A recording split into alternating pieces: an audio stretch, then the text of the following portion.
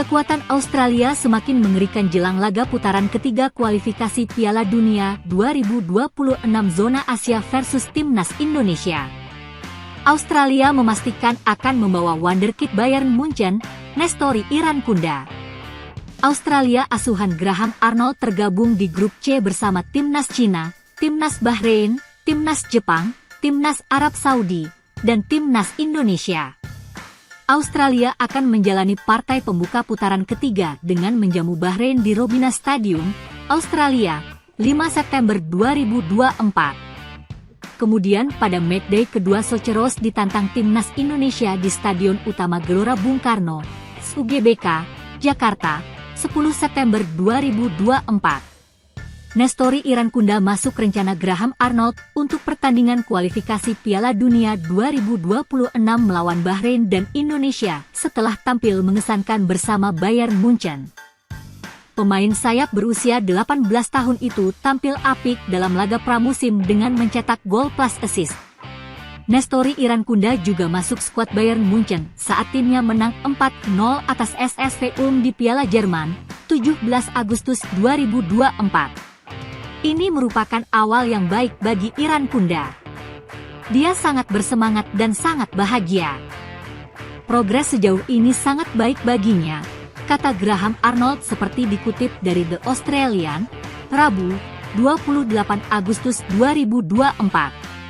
Saya sudah berbicara dengannya dan dia bilang masih merasa tertekan karena harus berlatih dengan pemain sekaliber itu. Irankunda akan terus belajar dan menjadi lebih baik, lanjutnya. Pelatih Australia, Graham Arnold. Juru taktik berusia 61 tahun itu memastikan membawa Nestori Irankunda yang baru saja menjalani debut untuk Soceros pada Juni lalu. Graham Arnold mengatakan, Irankunda akan menjadi pemain penting dalam pertandingan melawan Bahrain dan Timnas Indonesia. Saya tertarik melihat perbedaannya hanya dalam 3 bulan sejak pertandingan Bangladesh-Palestina pada bulan Juni di mana dia tampil sangat impresif, puji Graham Arnold. Ada banyak pekerjaan yang telah dilakukan pada tingkat kebugarannya. Seperti di gym dan di Jerman mereka memainkan 2 hingga 3 pertandingan dalam seminggu dan dia harus terbiasa dengan hal itu, ujarnya. Babak ketiga kualifikasi Piala Dunia 2026 zona Asia akan memainkan 10 pertandingan.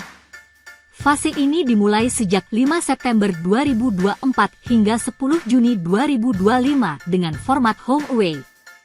Masing-masing juara dan runner-up grup ronde ketiga kualifikasi Piala Dunia 2026 otomatis lolos ke babak final Piala Dunia 2026 yang berlangsung di Kanada, Meksiko, dan Amerika Serikat.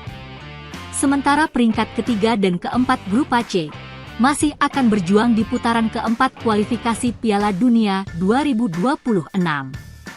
Namun, posisi kelima dan keenam tersingkir. Semuanya akan dimulai lagi dalam waktu beberapa minggu tetapi tujuannya adalah kualifikasi langsung, tegas Graham Arnold. Soceros telah membangun reputasi luar biasa di dalam dan luar negeri dalam beberapa tahun terakhir. Kami sangat bangga dengan apa yang telah mereka capai hingga saat ini dan berharap dapat mendukung mereka dalam perjalanan menuju Piala Dunia 2026, sambung CEO Football Australia, James Johnson. Berikut jadwal-jadwal Timnas Indonesia di putaran ketiga kualifikasi Piala Dunia 2026 zona Asia. 6 September 2024, Arab Saudi versus Indonesia. 10 September 2024, Indonesia versus Australia. 10 Oktober 2024, Bahrain versus Indonesia. 15 Oktober 2024, Cina versus Indonesia. 14 November 2024, Indonesia versus Jepang. 19 November 2024, Indonesia versus Arab Saudi. 20 Maret 2025, Australia versus Indonesia. 25 Maret 2025, Indonesia versus Bahrain. 5 Juni 2025, Indonesia versus Cina.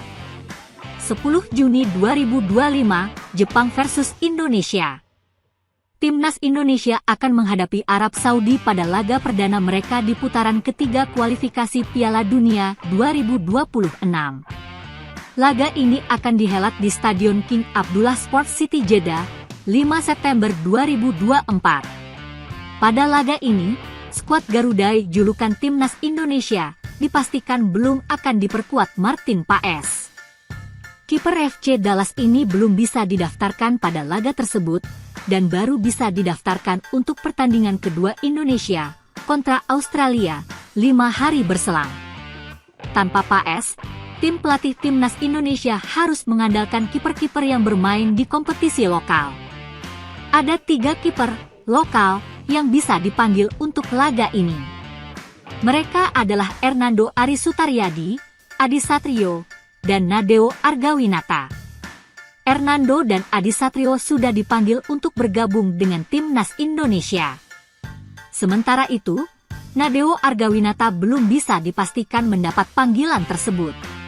Dari nama-nama tersebut, bagaimana peluang Mereja untuk dipilih mengawal gawang skuad Garuda pada laga kontra Arab Saudi? Simak analisisnya di bawah ini. Hernando Ari merupakan kandidat utama penjaga gawang Indonesia pada laga kontra Arab Saudi. Penjaga gawang Persebaya ini termasuk salah satu pemain yang dipanggil untuk bergabung dengan skuad Garuda jelang laga ini.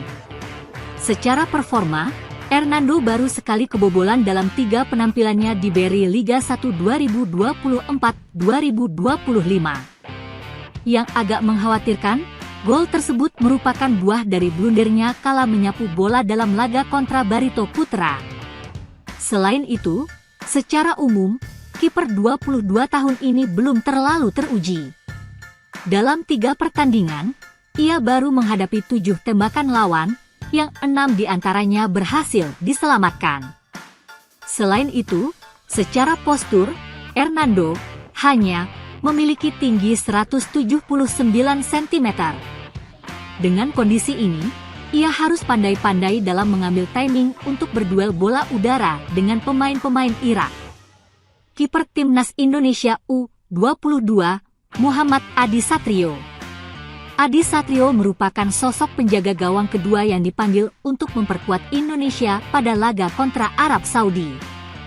Kendati dipanggil belakangan, peluang kiper PSIS Semarang ini untuk menjadi kiper utama pada laga kontra Arab Saudi masih terbuka.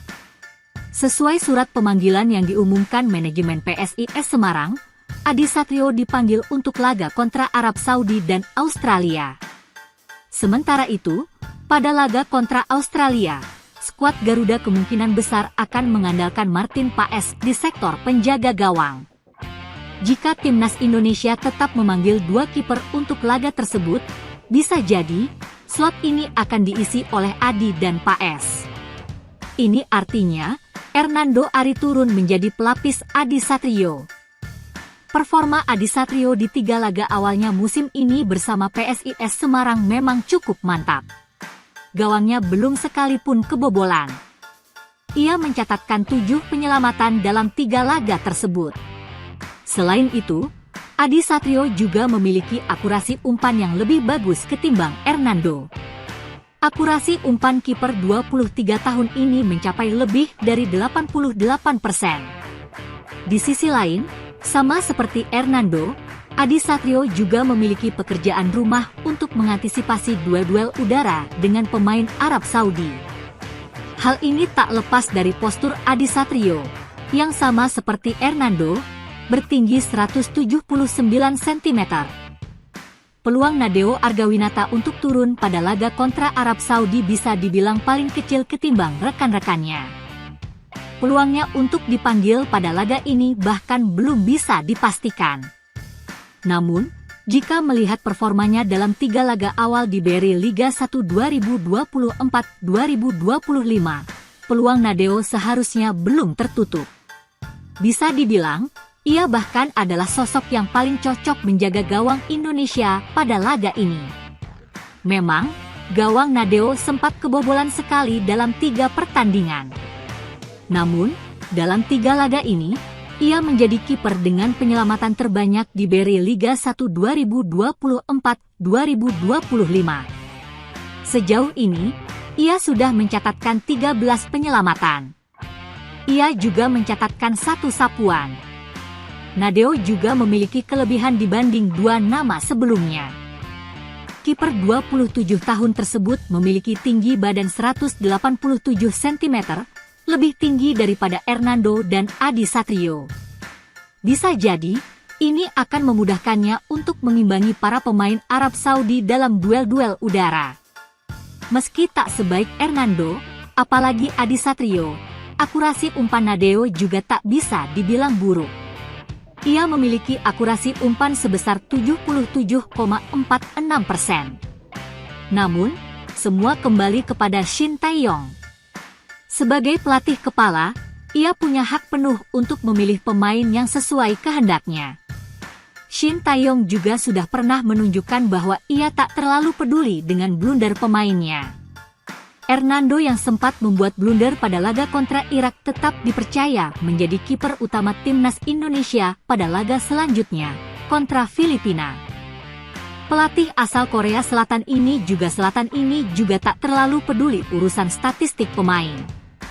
Salah satunya adalah keputusannya tak memanggil Stefano Lillipali, kendati penggawa Borneo FC ini tampil apik di kompetisi lokal.